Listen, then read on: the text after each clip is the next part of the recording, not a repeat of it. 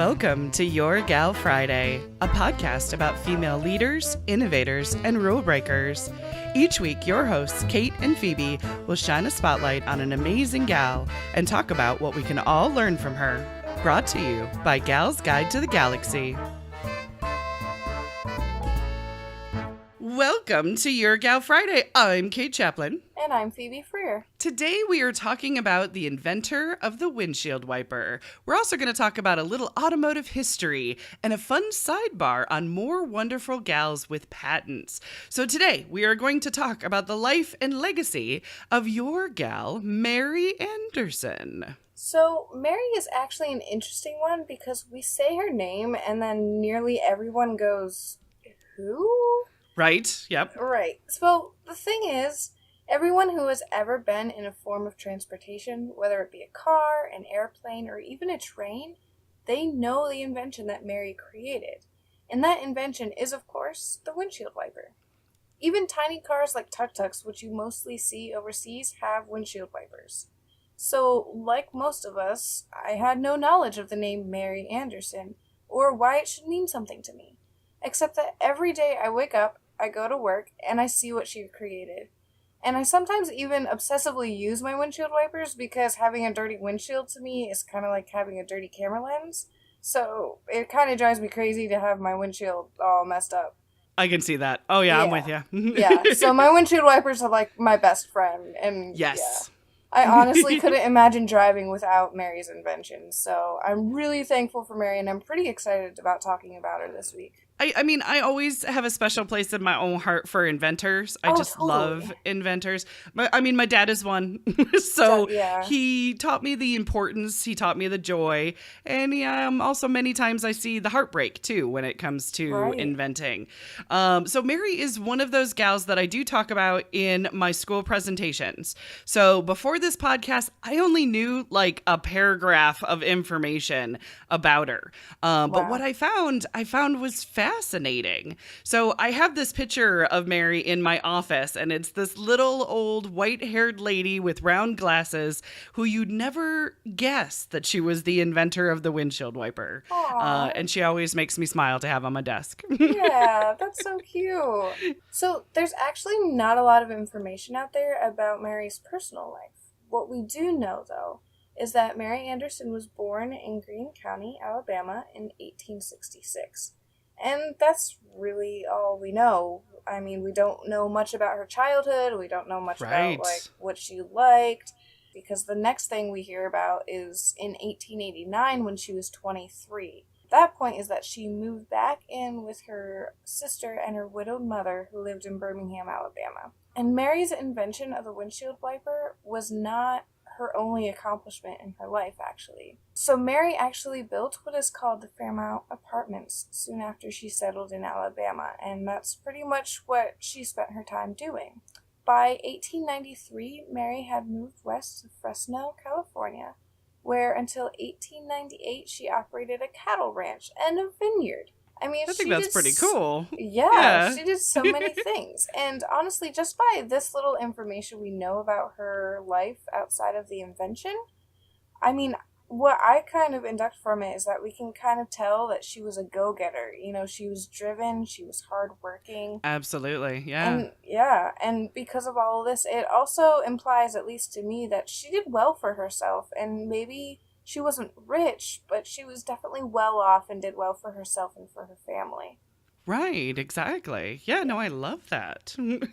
So we should also probably take a minute and paint a picture of cars at the time we were talking about, because cars were quite different at the time of Mary's invention before we get into it. Right. So when we are talking about the automobile history, it actually goes back as far as steam power and even wind power.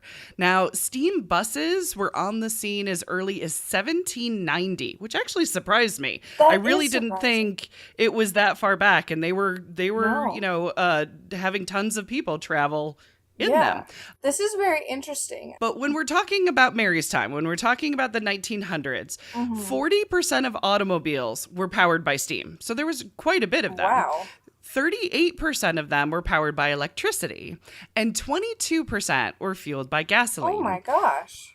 So to break it down just a little bit, steam cars, even though they were the most popular, they were the most complicated, and they were always thirsty for more water and for more steam. Now, gas cars, they were loud, they were unreliable at this time, and the vibration was real. Right. It was quite a bumpy ride. Now, electric was quiet. It was a self-start, and it was very low maintenance, but it required changing stations. And before 1910, very few homes were even wired for electricity. So the idea of charging stations was going to fail at catching on, especially as much as the way gas stations were going to catch on. Right. So it would be the gas-powered car that would eventually win when it came to these three different types of automobile. Now, there were many inventors and businesses that would add and improve onto the automobile. In 1890, there was more than 100 companies in the United States alone fighting with each other to be the first, to be the best, to be the most innovative, or to get the most bang for your buck, basically. Totally. Yeah. So of that time, because there's many more of them, but the ones to kind of dot point are Charles and Frank Drouillet, Ransom Eli Olds of Oldsmobile, would sound more familiar, James Ward Packard. Possibly people have heard of the Packard automobile. Now, the 1902, the curved dash Oldsmobile beat the sales of the steam-powered cars. And they called those steam-powered cars the Locomobile. Oh my gosh, that's so funny. That's cute? Fantastic. It's like yeah. Oh my gosh. Like a locomotive, but it's the Locomobile is actually what they were called when they were steam powered. Yeah, isn't that cute? Going loco. Exactly. That's amazing. That's so cute. Once the Oldsmobile beat out the Locomobile, then other companies started to take notice. So from 1904 to 1908, now there's 241 companies that are involved in the automotive industry in the United States. And one of them was a little company called the Ford Motor Company. Just a little. Just I know. A little one. Before we come back to Ford, with the little innovations that they did, in Europe, at the turn of the century, there was also many people who added to and improved on the automobile. So there was Carl Benz, famous for, of course, Mercedes-Benz. Right. There was Gottlieb Daimler, which eventually was Daimler Chrysler. They were both in Germany. There was Grube Renault, fans of the Renault car from France. And there was also Giovanni Anginelli of Italy, who founded Fiat. And Fiat actually kind of resurfaced in the last couple of years as well. Yep. Now, cars on both sides of the ocean, they were actually first made for the very rich or for mass transit in the early days. They were a luxury. They were beautifully built. And around the year of 1900, personal cars would cost about $7,000 in that time's money, which would be about $100,000 today. Wow. Right. They're a rich person's automobile. Yeah. Now, they would do races and they would showcase the automobile that would draw more attention to its idea. But it would have to be once the cars were proven reliable, durable, and affordable would they actually be able to reach many people. So Henry Ford, once again, that Henry Ford, he is credited, and rightly so, with cementing the popularity and the availability of the automobile. He said, "When I'm through, everyone will have one." I'm just saying, that's a pretty good statement. Yep. Yeah, it really is. So in 1908, with help from the Dodge brothers, Ford released the Model T, and it became the biggest success, and it sold 10,000 cars in the very first year. Wow. Now, 6 years later, with even more competition from many other car companies at the time, his assembly line allowed to cut the assembly time on the Model T from 12 hours to 93 minutes. Wow. Right? It got precise and it got drastically cut. This also brought down the cost of the car. It was $850 and it brought it down to $390. Wow. Another side effect of what Ford did with the assembly line, he created more jobs for unskilled laborers and created the middle class system, where then the everyday middle class could afford to buy a car. It's pretty cool. It's actually pretty right? cool what he did. I know. And it's one of those things where it's like, is that innovation or is that a happy, happy accident of creating the consumer that's going to buy your product that they're making themselves as well? Right. Interesting. It is very interesting. Now, two other factors that really helped the automobile in general, I mean, beyond Ford Motor Company. The first one was the creation of General Motors. The second one was World War I. Now, General Motors was created by William Durant in 1908, and it was a holding company or a conglomeration. GM already owned Buick, and then it acquired Oldsmobile, then Cadillac, then Vauxhall, eventually Chevrolet, and a lot of others. Now, Durant wanted a monopoly like Standard Oil had, but there was two things that stood in his way. One of them was Henry Ford, because he refused to sell to GM. The other one was that Durant was fired from the board of GM. Oh, jeez. That also kind of stops a person from creating the monopoly a little bit. Yes, they still kept trying. But it would be the war, however, that would really help the automobile, because that meant government contracts from around the world to make cars to support the war effort. 15,000 Model Ts were used as military ambulances in World War I. Wow. And Ford made $8 million in military contracts for World War I. So automobiles were international, and they were extremely profitable from a variety of different ways. I didn't know any of that. That's crazy. Right? Isn't it fascinating, though? Yeah. Like, we kind of take it for granted of, like, how do we go, hey, I'm going to turn 16. I need to buy my first car. And then you have a car for the rest of your life. Right. In one form or another. Right. And you just kind of take it for granted. This is something that you just do once you can drive a car. You get one. Right. Yeah. Yep. So that is a brief, I'm talking very brief. There's a big rabbit hole you can go down with looking at the history of the personal car from the early 1900s. So Phoebe, tell us how Mary came up with the invention for the windshield wiper. Sure. Absolutely. So as the story goes, Mary Anderson was visiting New York City in the winter of 1902. She was riding in a trolley car, and it was the middle of winter. So it was raining, sleeting, snowing, you name it, it was all happening. So she saw that the trolley car driver was driving with both windshield panes open because he had trouble keeping the windshield clear. And in this day, it was also said that people had to stop driving to wipe off the windows. Sometimes they even used their sleeves on their arms to clear the windows. I read somewhere that they would use like carrots or something or vegetables. Right, potatoes. Yeah, right, to kind of like make a film that would then not collect water. And I'm like, I have never thought of that. No. But yeah, we spray some interesting stuff on our windows in winter, so it doesn't ice. So I guess it's not that far fetched. Right, and then like a potato would like cling to the glass like a squeegee, so I guess it makes sense. It was just But wouldn't really it still weird. be foggy and hard to see out of? Like, I think it would still like impede vision. I think so. I mean, it's kind of genius, kind of like gross and weird. I might need to try it just to experiment. just because, yeah, we should try it. So even though Mary did not drive, this problem impacted Mary so much that she actually had to just do something about it. Now, keep in mind, at this time, horse and buggies were actually still more popular than automobiles, so her task kind of collided with the emerging modern age that saw car manufacturers increasing production to meet consumer demands like Kate just talked about. Right, yeah.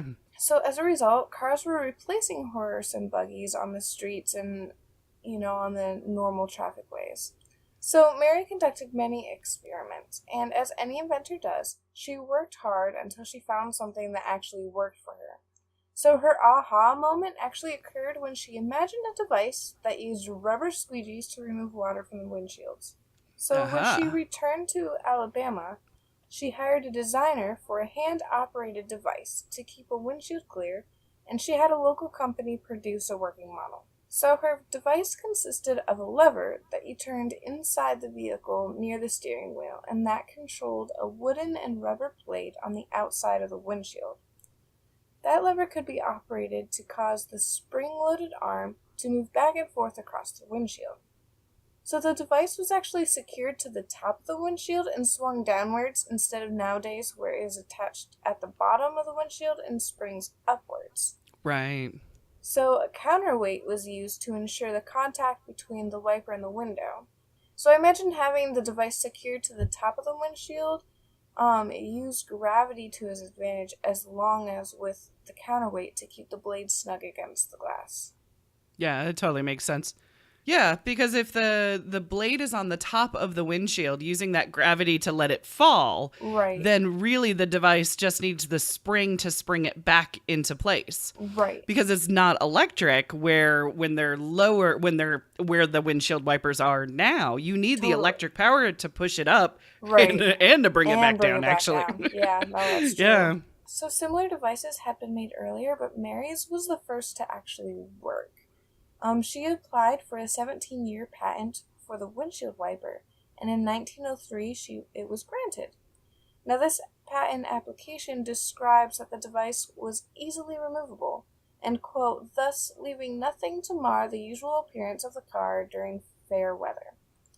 That's actually kind of cool. Yeah, it is pretty cool. I would never take mine off, but it's interesting. I wouldn't either. It makes me wonder how big it was, or how obstructive it was, because I think it was just new. I think I think so. If it's kind of in your line of sight, you're aware of it. Yeah. And it's like, I haven't had these before. Right. Oh, I want to take it off because it's in my line of vision, even though it's 2 inches of, a sliver that you're not used to seeing. Exactly. Like and in case there is a bug or rain or inclement weather, you want them there.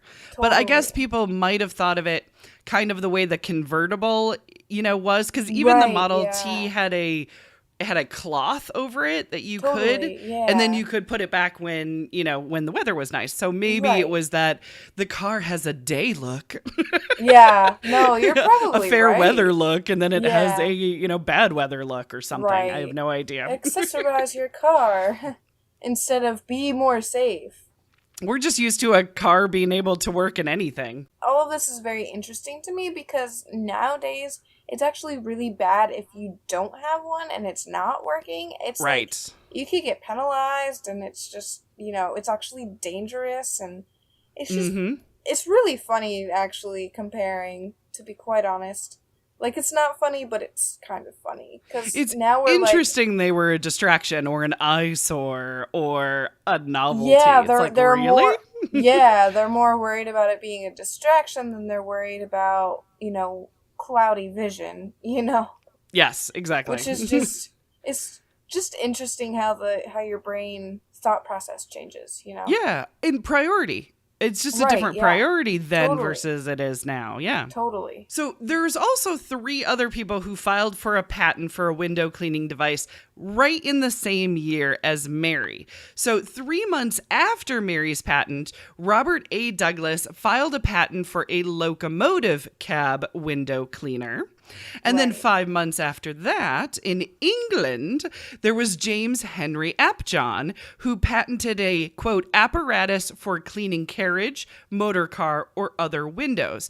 And this used brushes or wipers, and it could be motor-driven or it could be hand-driven.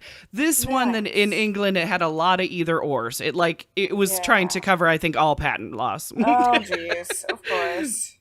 Then there would also be a series of patents kind of throughout the years on windshield wipers, and it would include automatic windshield wipers. It would include the intermittent speeds that we're used to, when we have it kind of slow to when we have it cranked, make sure it is wiping every single time. Right. And also there was patents for when they became electromechanical as well. And we briefly found one that was about vacuums. The vacuum. Cool. Yeah. They utilize that as well. Which is so interesting. It is. And I know you're going to dig into it a little bit. Yeah. How did she get them onto cars? What was that journey?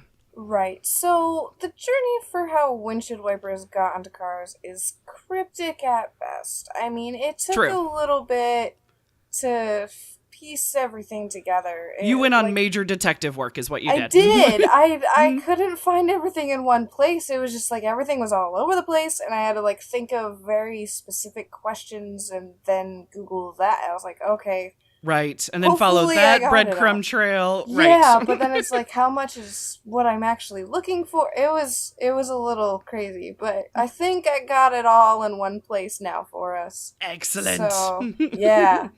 I mean, it's fun now that we've got it all here. So, anyways, let me share it with you. So, as we mentioned, Mary was granted a U.S. patent. This was in 1903. But honestly, no one did anything about it for a while because they feared it would cloud the driver's vision and probably for other reasons we aren't really told about.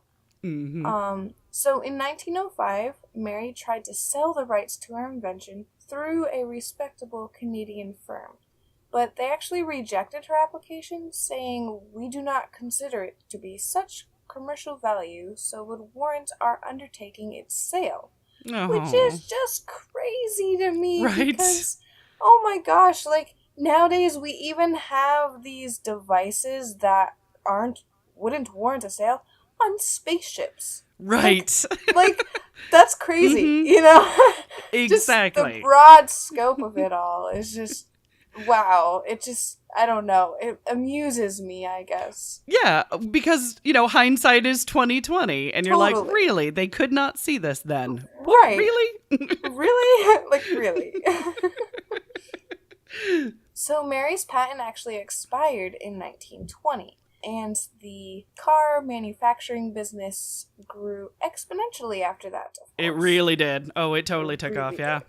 So one resource actually says that by 1916, windshield wipers were standard equipment on all American cars, which, I mean, the source was a little weird, and also there was different versions of the windshield wiper that they went through, so to call it standard is a little, I feel like it's a little misleading. A little misleading, a bit of a stretch at this point, at least. Right, yes. And her patent was still valid in 1916. Right. I think she would have done something about it if that was accurate, yeah. Totally, yeah. So, the evolution of the windshield wiper. In 1921, American inventor William Fulworth patented a vacuum-powered, single-blade windshield wiper, and it ran by suctioning from the engine's intake. So the timing was actually a bit of a problem that the wiper speed actually had to match the car speed. That makes sense if you're going fast versus slow. Oh, right. Yeah, I see it. Yeah. Okay, yeah. Which also would be dangerous if you think about it, because it's like, oh, I need to wipe off the stuff. I must go faster. Like, no, let's not do that. Oh, that would be very dangerous, yes. If you're doing that, it's probably icy. Let's not drive faster, Yes. Safety first. Right. But a vacuum seal windshield wiper is actually a pretty cool idea, I think. Right. Like, I mean, think about, like, the car wash. You know what I mean? Like, when you go to the car wash and the vacuum. Yeah, interesting. Totally. Yeah. So, on cars built prior to 1920, most windshield wipers were actually still anchored at the top of the windshield. Cadillac was who introduced the vacuum-driven wipers, and in the 20s, other manufacturers also followed him. So, let's get back to talking about Henry Ford a little bit. Good old Henry Ford. He was actually notoriously stubborn about adding any new gadgets to cars. Mm-hmm. And he did not get on board with this idea of the windshield wiper until an electrical system was involved. And the gadget was installed into his own car. No, of course. Of course. I was like, oh, it works great in mine. I guess other people can have it too. No, I can see why it's practical. No, I get it. Yeah. So as electrical systems evolved, windshield wipers were relocated to the base of the windshield. And then by the mid-30s, Trico had introduced the first windshield washer system, which is pretty handy. Yeah. Yep. And then, in 1922, Cadillac became the first car manufacturer to adopt them as standard. And this is more like what you would think of as standard. And it comes with the car versus an add-on that you would Right, buy exactly. or you would special order. Totally. I want mine custom with the Mary Anderson windshield wipers. No one would say that, by the way. No one would say that, but I kind of want to say that now. I know, next right? time I need to replace my windshield wipers. Exactly. Like, can I have a Mary Anderson invented exactly windshield wiper, please? Wait, I'm going Mary Anderson shopping, where her creation I shall be looking for is windshield wipers. Yep, exactly. Actually, they're very important. When I got my car, really I was like, I gotta make sure my windshield wipers are 100%. Like, that's the first thing my dad replaced on my car was my windshield wipers. I'm like, all right. A funny story. When I moved to California from the Midwest, I didn't realize the heat in California is that could make my windshield wipers melt. What? I'm not even kidding. I had to buy, because my car was parked overnight outside. Right. And the beating sun, I would have to look at replacing my windshield wipers probably every 2 months because they would start to melt under the California sun. Wow. Right? That's intense. Yeah. And you realize how important they are when they're pretty much melted and peeling off as it's raining. You're like, oh my God, how do I get home? You stop at, a automotive place and you buy new ones to get home. Pretty much. Yup. Now, personally, this is the part of the story where I find it is even more intriguing, if it wasn't already intriguing. Windshield wipers did eventually become a requirement by law on all automobiles. However, it did take a while for it to be federal law. States individually actually started making windshield wipers a requirement by law before the federal government did. So in RCW, or the Revised Code of Washington, number 4637410, states, after January 1st, 1938, it shall be unlawful for any person to operate a new motor vehicle first sold or delivered after that date which is not equipped with such device or devices in good working order, capable of cleaning the windshield, therefore over 2 separate arcs, one each on the left and right side of the windshield, each capable of cleaning a surface of not less than 120 square inches. That's specific. Very specific. This is a rabbit hole, okay? That's amazing. I love this. So, or other device or devices capable of accomplishing substantially the same result. And then, additionally, every windshield wiper upon a motor vehicle shall be maintained in good working order. Which, that last statement to me, I feel is very, very powerful. Hey, this is important. It's actually to keep you safe. It's not just a commodity anymore. Right. It's to keep you safe. It's to keep other people safe. That is quite amazing. I love the detail in that, in that code or that law in 1938. Yeah. That's amazing. I know. And it's actually, it was really hard when researching this not to get lost in all of the details of it. Right. But sometimes the details are fascinating. They are. But it was like, oh my gosh, there's so many. Like, what do I focus on? Like, well, it was like the arc. There's a whole science behind the arc. Oh, wow. Of the windshield wiper and all that stuff. And I almost went down that rabbit hole, and I'm like, oh no, that has nothing to do with this episode, but it looks really cool. It's like geometry and stuff like that. Oh, like, wow. Yeah. Oh, nice. Yeah, what a wonderful way to spend an afternoon or a week. Right? Pretty much. Yes. Oh, I love it. Definitely. Now, the SAE, or the Society of Automotive Engineers, recommended that the windshield wiper become a standard, even to the point of how much the windshield blades clean off.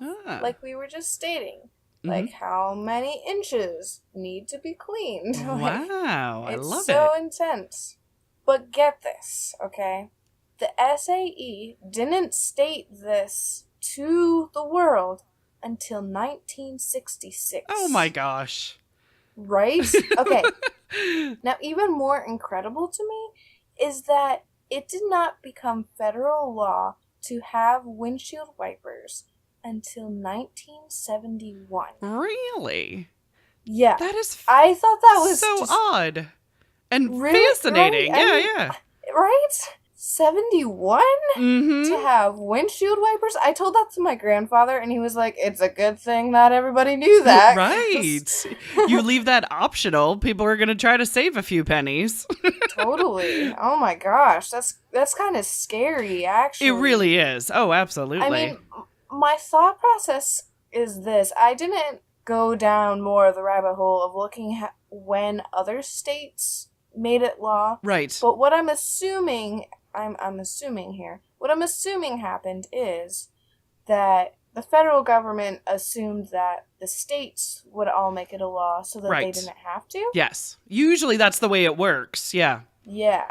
But then not enough states did, so they kind of had to. Right. So that's what I think happened. And then, but it's just, it blows my mind. 1971. 1971. There was a lot of automotive safety that really we didn't think about until the later 70s. But it's one of those things where a windshield wiper, yes, it is for safety. But it's also so you can see out of the vehicle. I mean, like, it allows you to continue driving. Totally. So, I mean, I can see people, safety second, visibility just so I can keep driving down the road and, functionability. I'm so surprised by that. That is so odd. And then another question is, so why wasn't her invention used when she had the patent? Because she had a 17-year patent, right? Totally. So now there are a couple of factors at play here. One of it is patents in general. The other is the automotive industry at the time. So now when it comes to patents in general, you are never going to hear me poo-poo them because I believe they are amazing. And they are a treasure trove of history and innovation. And a patent, by design, is a document to prove ownership of an invention. It shows how it works, who worked on it, and what its uses are that they are aware of. But now, patents do have a dark side to them.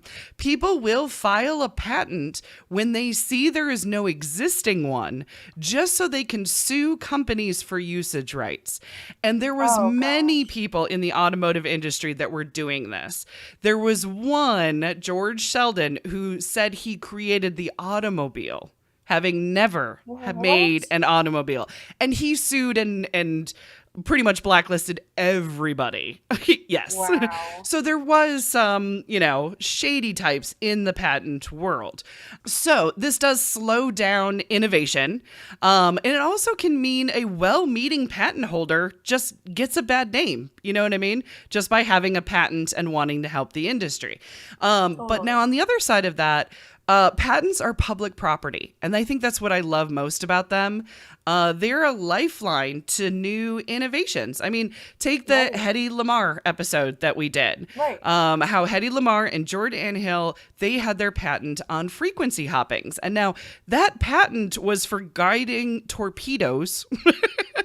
But it led, by you reading the patent and thinking about the modern day technology that we had that was digital, of turning it into a way to create Wi-Fi. And we wouldn't have had that innovation that quickly had we not had the legwork of being able to read a patent from 1941. So when you file a patent, you're not only saying, I made this, but you're also showing people the uses as well as leaving breadcrumbs for further uses and evolutions. And that's why I absolutely adore them. Now, from my father's glorious wisdom that he has bestowed upon me, patents are rarely ever used by others for the life of the patent. They tend to wait until the patent has expired until they are used by other companies. And it's really sad, waiting for that patent to expire before using the invention. It's unfair. I guess it's cost effective.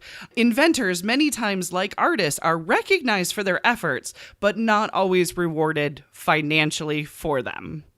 And that's kind of the sad part about patents. They're fabulous, but at the same time, why does no one ever use them after they are filed? Yeah, for real. Yup. Now, Phoebe, you actually found some other gals who are Yes. patent holders as well. And I am so excited to hear about these. These sound Right. fascinating.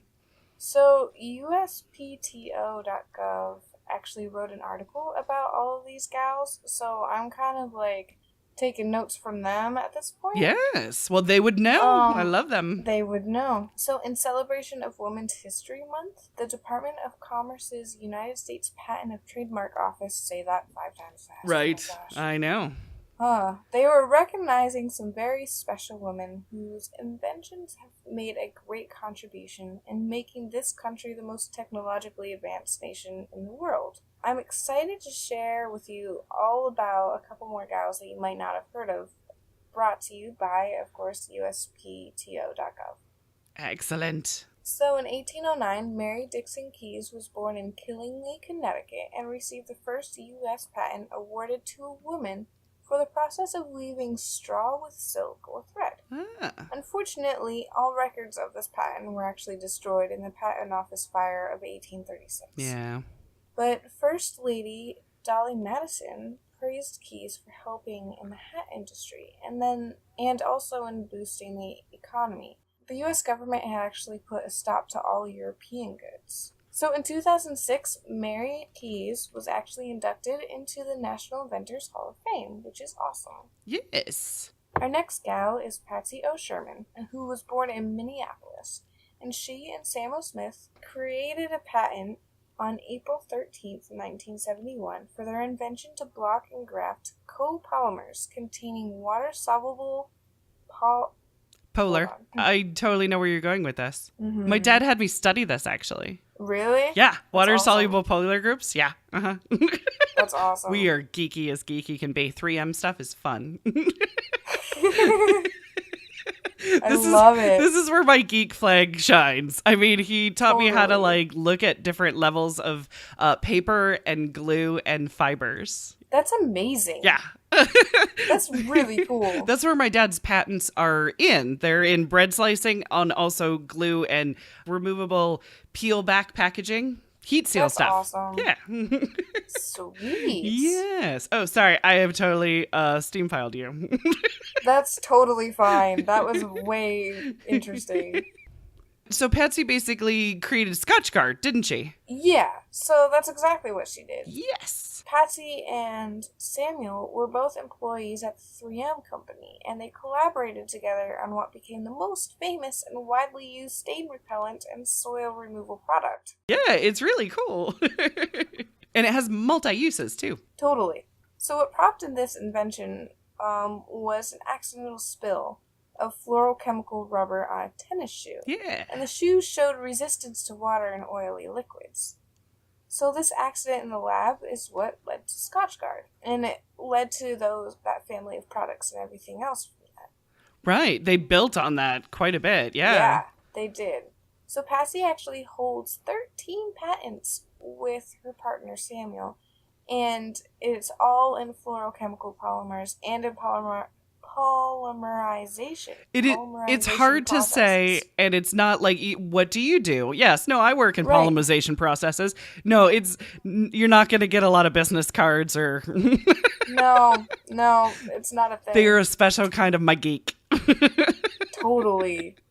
So Patsy and Samuel were also inducted in the National Inventors Hall of Fame in 2001. Yay! Awesome. Oh, and I looked it up. When we mentioned the National Inventors Hall of Fame, that actually opened in 1973.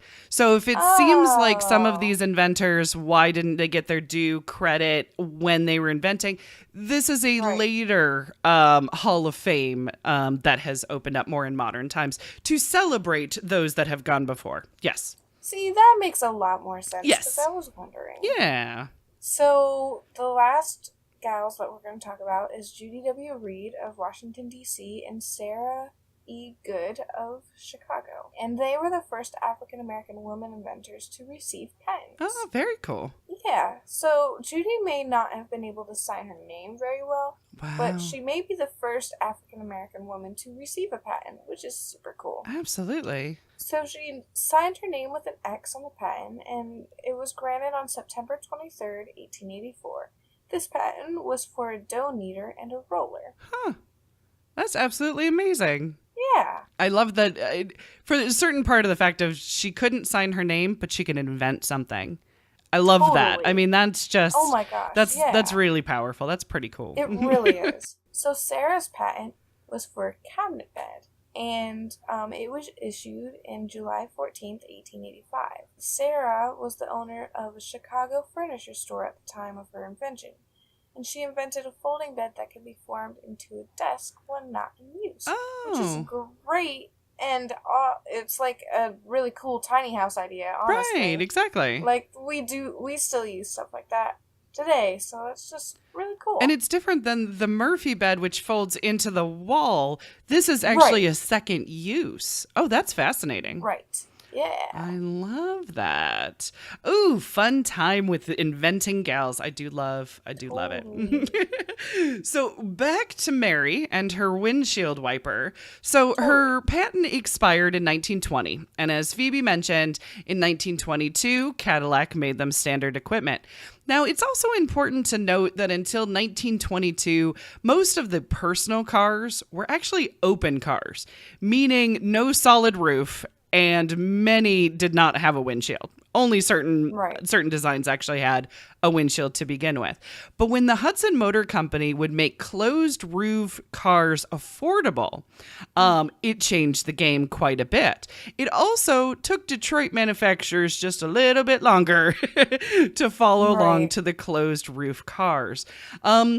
And it appears that most times when we see the patent holders, that once their patent has expired, then it is used by more companies in the industry. So, correct me if I'm wrong, Kate, but Mary didn't actually get anything for her invention? I couldn't find anything. Because it was because it was used after it was expired. Correct. Yeah, she had no uses rights, which meant no royalties. It meant, kudos, your name is on a patent. And, you know, you can say you are the inventor of the windshield wiper, but that's about it, not monetary. Wow. Yeah, it's sad. It's common. Yeah. It's unfortunately common, though. But the good thing is she continued to do good things with her life. She didn't necessarily need the monetary, as far as I can tell. Right, exactly. From the patent. Because as we mentioned earlier, she was like a hard worker. She did well for herself, you know. She continued to manage the Fairmount Apartments in Birmingham, Alabama, until she died at the age of 87 in 1953, which is a long time to see. Yeah, the automotive industry, just the automotive industry change. Totally. Yeah. Isn't it crazy, though? She died before it was a federal law to have them. Yeah, she would have probably loved to see that. Yeah, totally. Yeah. So at the time of her death, she was the oldest member of the South Highland Presbyterian Church, and she died in the summer home in Tennessee. Gotcha. And her funeral was actually conducted by Dr. Frank A. Maths at South Highland, and she was buried in Elmwood Cemetery. And in 2011, she too was also inducted in the National Inventors Hall of Fame. Oh, awesome. Look at that. Yeah. Lovely. So, Kate, what legacy do you think Mary wanted to leave behind? I'm guessing, but we're always guessing when we're thinking of the legacy. I think she just wanted to help people. I think she saw a problem and she came up with a solution. She made a prototype and a patent to try to help automotive safety. I mean, being rejected by an industry hurts, but then seeing them use it, and she didn't see it in her lifetime of becoming a law, but having it eventually become a law, I'm sure that is bittersweet, you know? At least it's being used, sort of thing. I also think she wanted her legacy to be that she worked hard, she took care of people, and, you know, she created something that maybe people take for granted. Totally. I agree completely. That's so funny, because I was going to say something extremely similar. Right. I thought, she just seemed like a hard worker to me. Right. You know, she just... Mm-hmm. And then the fact that, like, one of her bullet points is that she went back when her mother was a widow and, like, took care of her. Right. She built these apartments. She did this patent. You know, she did all these... She's a strong member of her church. Yeah, she had a vineyard and a cattle ranch. Yeah. Yeah. I mean, I feel like she just I feel like she wanted to leave a legacy of you can be a hard worker and you can do good for the world. And I think she also, to a certain extent, I think she listened to Adventure's Call. You know what I mean? Totally. Like, I can do this. This sounds adventurous. This sounds, you know what I mean? Traveling from Alabama to Fresno, California to coming back to Alabama and Tennessee. I think she had to be adventurous. I mean, she was in New York when she thought of the idea. So, I mean, I think there's so much more to Mary than what we know. And I think that's actually kind of fun. It is. I don't know. It could be like a dangerous thing to assume things about people, but honestly, it's fun playing detective sometimes. Yes, absolutely. It's fun. It's fun picking apart 5 bullet points of a person's life and being like, okay, you said 5 things about their entire life. What can I peel apart from just those 5 things? How can I paint a bigger picture? Yeah, with 5 items. Yeah. With 5 things. Yeah, and I think we've gotten as close as we can, but at the same time, I think she is one fun lady, actually. Yeah, I agree. Yeah. So what we learned from her, oh my gosh. So this one I really thought about. And I learned from Mary that sometimes that little old lady in your community has much more of an exciting past than you think she does. Oh, totally. That's really what I love about Mary. I mean, I hope to be that little old lady in a retirement home and then like have the nurses whisper, she made a podcast once. That's amazing. Wouldn't that be fun?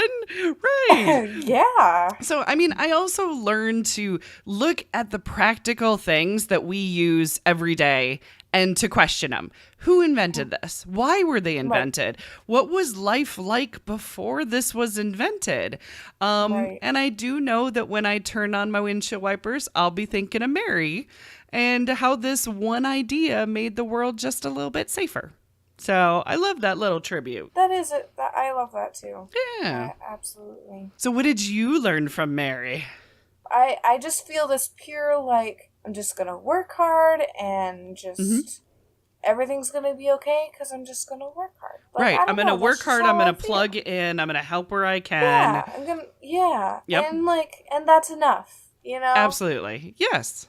That's kind of what I've learned from Mary. What I'm taking away from it today is like, no, contribute where you can, do something when you know you can, and just work hard and, that's enough. Right. Notoriety, fame, and fortune. Sure, that's all great, but it's not necessary. Right. You can still live an amazing life without anybody knowing your name of your invention. Absolutely. Yes. Awesome. Well, that wraps it up for us. Thank you so much for listening to Your Gal Friday. You can find out more about Mary Anderson, and we will link to her patent at galsguide.org. Next week, we are talking about the chef, author, and spy, Julia Child. So normally, we leave you with a quote from our gal, but we couldn't find a quote attributed to Mary. But what we did find was an interview on NPR's segment Joe's Big Idea, where Mary's great-great niece, Sarah Scott Wingo, said this: "We are all really proud of her. I have 3 daughters. We talk about Mary Anderson a lot. And we all sort of feel like we want to be open and receptive to our own sort of Mary Anderson moments." For more information about this week's gal or to check out our previous episodes, visit galsguide.org. To support the show, visit the Gals Guide Patreon page. We've got great perks like behind the scenes, early access, and private live streams. Thank you so much for subscribing to Your Gal Friday.